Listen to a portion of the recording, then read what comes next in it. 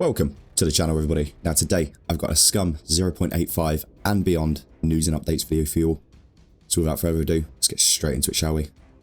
So first up, we have programmers, and they are doing this week code review, bug fixing, working on that flamethrower functionality still. They are working on heat sources. They are also still working on the crafting and inventory reworks. They're also now working on that modular vehicles damage model. Okay, now they have been working on this for some time now, but I believe that this is getting to a stage of near completion, and I will point out something that I've read here that kind of gives me that idea.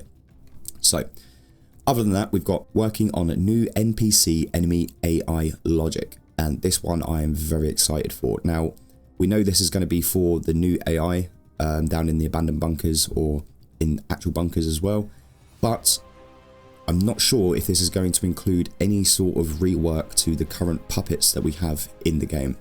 Now it would be nice to get some sort of rework to them because they're not the best, but we'll have to wait and see on that one because there isn't any sort of information about that as it stands that I know of. So other than that, they're working on the new scope functionality. This is for the NVG scopes that they're going to be bringing in. They are implementing battery chargers, another big thing that will come into the game that will help with quality of life. Working on abandoned bunkers and improving streaming system. So looks like they have a lot of work to get done, but this will bring in a few new little features over 0.9, and hopefully with these abandoned bunkers we'll get more AI, more NPCs, and more of a challenge. So if we move along now, we have level design. Now they have been working on new bunker TV screen visuals, working on new bunker rooms, retexturing alarm devices, bug fixing, finished the new radar POI, which will be the last POI we do see, and working on abandoned city atlas. They've also been working on the new bunker fuse boxes. Now, last week I said about this abandoned city atlas. Now I had a few comments sort of explaining what it may be. I did a bit more research myself. With a game atlas, this can be a pack of sort of like textures and materials and stuff in an area that's put together, okay, in a file. That's what I looked online, that can be a part of it. So this isn't, I don't think, another city or another area that we're going to get. I believe this is just referring to actual development sort of tools and jargon as such, okay? So obviously with the radar station POI, that is the last POI we will be getting, and we have seen this before. This will be the radar POI that is the last one we'll see before 1.0 release. Other than that, obviously they've been working on these new bunker fuse boxes, the new bunker rooms, and TV visuals. So again, new little things that will be coming, 1%ers, you know, little things that just help with the immersion of the game, really, I think. So quite a lot there for level design to do as well. Programmers' level designs look very busy this week, and I think they're going to be continuously busy over the few months until 0.9 hits. Again, I'm going to stick with my guess that 0.9 is going to hit in October, if not December at the latest. But I feel like they've got a lot of work cut out for them for where they want to get this game before 1.0. But I have full faith in this dev team. So if we now move along to the next topic, we have the art team. Now the art team do look quite busy as well. They are working on new male models' hair and beard, bug fixing, working on new LMG animations, working on the new trailer. They're also working on new male model head morphs, reworking the tab menu UI, working on battery charger models, adjusting old vehicles to new modular system. So coming back to designers, or programmers I should say, where they said that they are now implementing and, you know, starting this work on the damage system. Now I have seen this before in previous dev updates, so I believe that they've been working on this already. But what tells me that it's probably nearing more of a completion stage now is that they've now added adjusting old vehicles to new modular system. So this would tell me that the damage system is nearly finished, because they did say that they weren't going to add any more vehicles until that damage system was done, because they didn't want any exploits, especially from aeroplanes. because they have also said the next vehicle to come back is an aeroplane.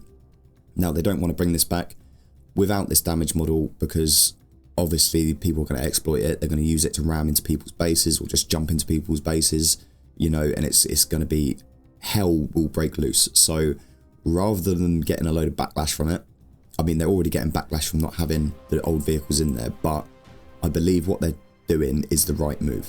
I think taking their time to get this sorted properly is the correct move, rather than rushing it, getting it all done and put out to players, and then players are just going to come back and moan that there's so many bugs with them and this, that and the other.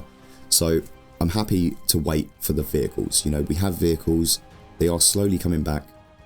Yes, it would be nice to have all the vehicles back right now, but that's not going to happen. So we just need to have a bit more patience, a bit more time with the dev team, because they are working hard, as you can see, and I believe that these vehicles will come back gradually over time over this year. So other than that, they are working on the new NPC animations, which I'll show you here as well, and they are adjusting clothing to the new male models. So those NPC animations I'll show you right now.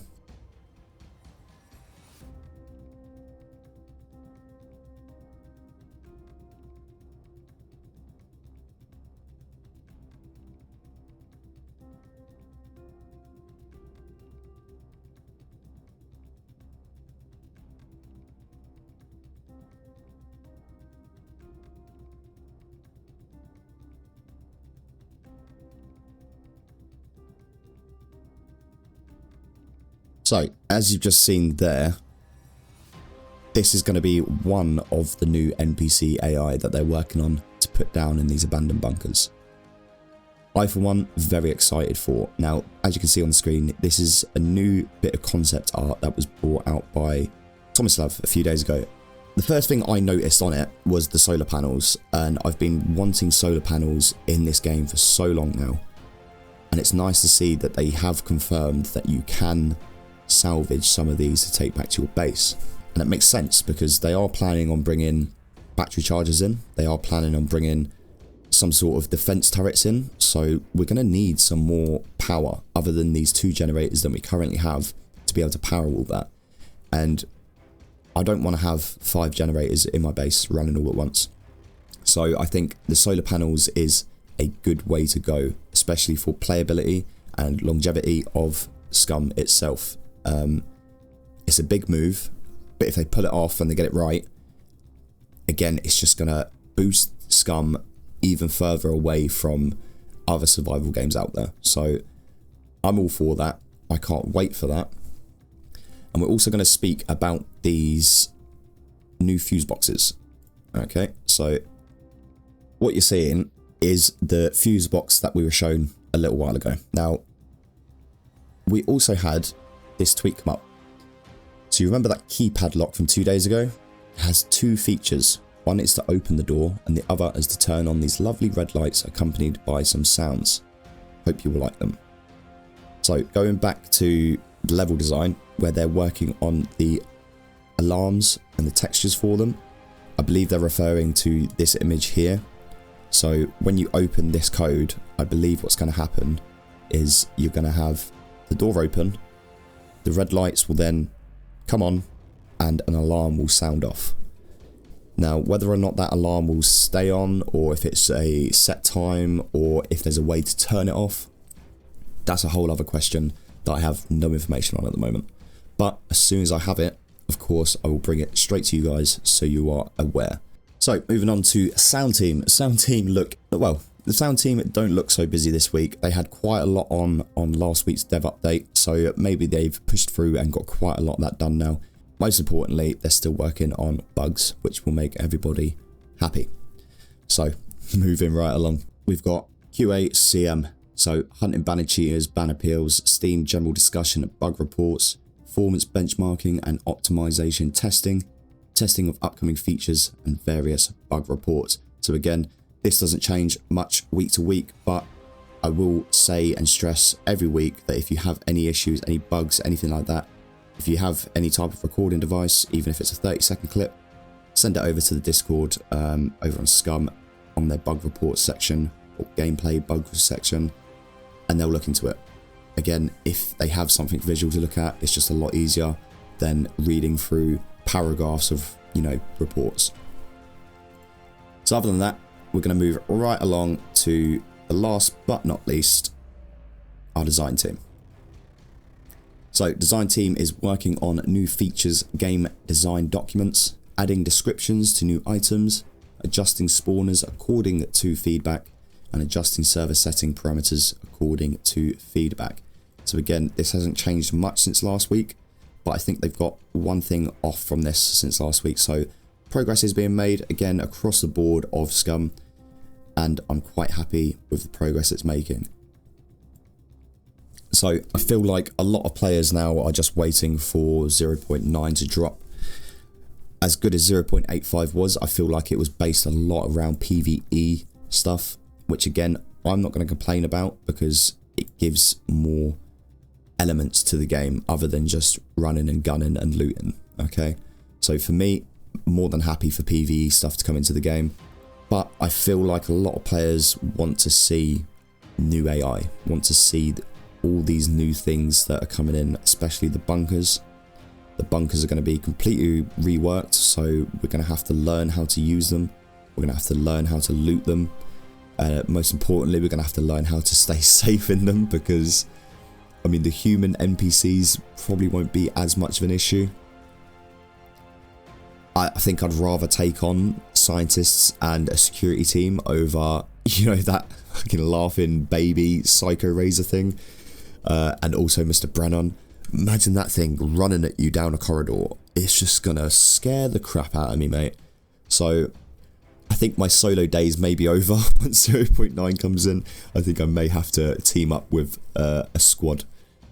Even if I stay solo and team up with them just to go and do bunker runs, I think that's what I might have to do.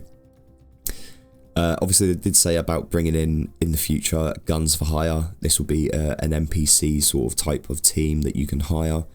And they'll come along and help you out. Whether or not they'll be good is a different question, but it's nice to see that they have thought about these things for solo players. It's nice to see that they are just thinking about these things in general. So that's going to be pretty much all from this week's news and updates video.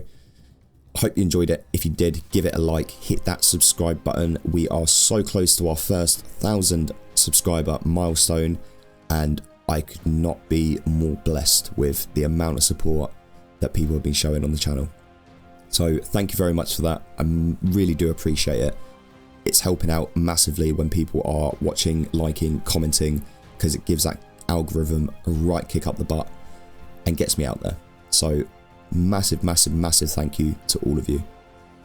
Again, hit that notification bell and make sure you stay up to date with all the latest Scum news over on the channel, as well as my current series that I've got going on. Until next time, see ya.